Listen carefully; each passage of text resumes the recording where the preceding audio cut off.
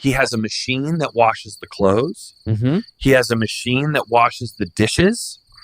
And for himself, he walks into a little room, stands in the corner, turns on the ceiling, and lets the water fall on him on purpose, and he calls that relaxing. We invented indoor rain for one guy. Welcome back. Last time, we opened an investigation into what humans actually do all day. We had questions.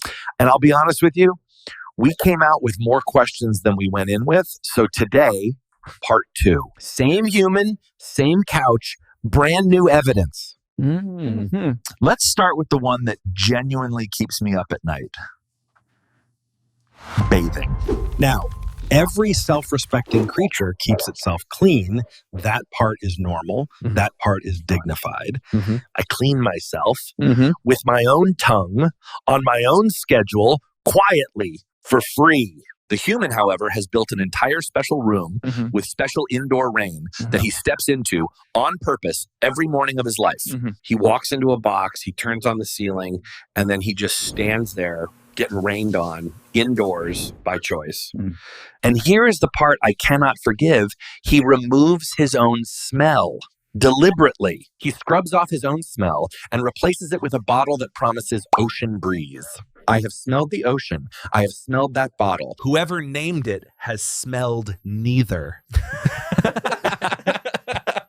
But standing under the rain, honestly, that's the reasonable version, because sometimes on a special occasion, he does the other thing. He takes a giant bowl the size of a small boat, he fills it to the top with hot water, and then, in full view of the household, he climbs into the bowl and he lowers himself down and he just stays in there, basically marinating for an hour in his own warm water, going nowhere, staring at the ceiling.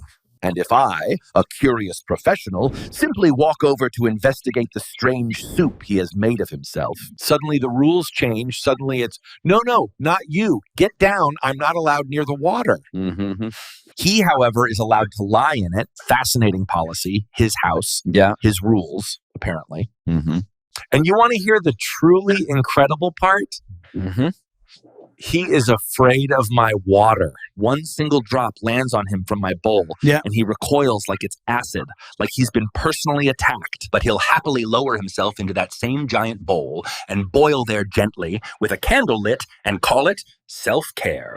If I fell in that bowl, it would be the worst day of my entire life. But he schedules it, puts on soft music, lights the candle. Same event, completely different attitude. Right. Next, and for this one, I really need you to sit down.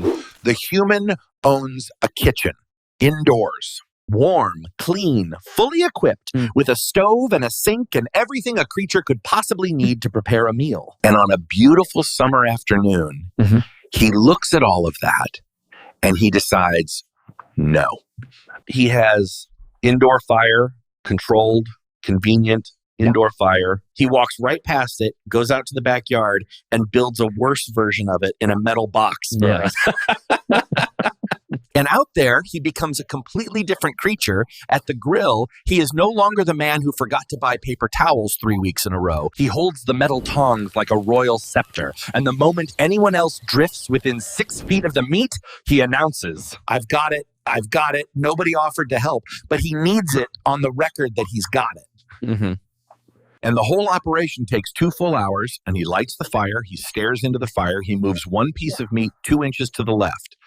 He stares again, he informs the entire yard that it's almost ready 4 separate times across a 90-minute window. And when it is finally officially done, one side is pure charcoal, and the other side is still having second thoughts. And every single guest declares it the best thing they have ever eaten. Now, I position myself at a respectful distance, downwind, running full surveillance. The smell reaches me, and I know that meat and I, we have a future together. I can feel it, so I wait patiently with enormous dignity for my portion to arrive. And then, and I want this entered directly into the official record, he gives a piece to the dog. The dog gets the first piece. The dog who contributed nothing. The dog who cannot even fully sit down without falling over. I was right there, conducting myself like a perfect gentleman, and the tribute went to the one creature at this gathering who applauds using his own tail. There will be a reckoning. I'm not saying when. Now, driving, and this one, I'll admit, genuinely worries me because I have watched his face while he does it. He climbs into a metal box. The box begins to move. And inside that box, he transforms into the single angriest version of himself that exists anywhere in nature. He yells at the other boxes cannot hear him. He knows they cannot hear him. He yells anyway with his whole chest from the heart. He calls the other drivers names I have never once heard him use inside the house, names with real history behind them. And then a good song comes on the radio, and instantly he's fine, humming, tapping the wheel. A brand new man, right up until somebody merges without signaling, and the demon returns. Up, down, up, down, up, down. It's a mood I personally associate strictly with an empty food bowl. And then comes the destination, specifically the hunt for a parking spot. He circles the same lot slowly 4 times, 5 times, 6 times, leaning forward over the wheel, muttering, hunting for one open rectangle. 20 full minutes just to find a place to set the box down. Meanwhile, I can locate a place to lie down anywhere in under 4 seconds. Windowsill, keyboard, his chest at 3 a.m. I have never once had to circle. But here is what he doesn't realize. We know this box. We know it intimately because there is exactly one place that box has ever taken us. It does not take us to the beach. It takes us to a cold, bright room where a stranger in gloves looks inside our ears and then says a number out loud to the meat bag. So when he cheerfully asks, "Who wants to go for a ride?" No, we've reviewed the data. We respectfully decline. The box is a lie with wheels. And finally, the hunt, because that is exactly what this is, whether he chooses to admit it or not. Once a week, the human leaves the den empty-handed, and he returns 2 hours later, dragging bags, out of breath, absolutely triumphant. He has been hunting inside a building under fluorescent lights, pushing a small metal cart, a true predator, silently stalking a can of beans that was not moving, that was sitting on a shelf, beneath a large sign that said, "Beans." And he prepares for this hunt in advance. He writes a list. He holds the list in his hand. He walks into the store with the list in his hand, and he returns home having somehow forgotten the one single item the entire hunt was organized around. The one thing. The reason he left the house, still written on the list, still gripped in his hand. He comes back through the door with 10 bags, and I want to be fair to the man. Some of it is genuinely impressive. He bought a full week of food, planned meals, real healthy intentions, and then by Wednesday, standing over the sink at midnight, he is ordering a pizza to a house that is already completely full of food.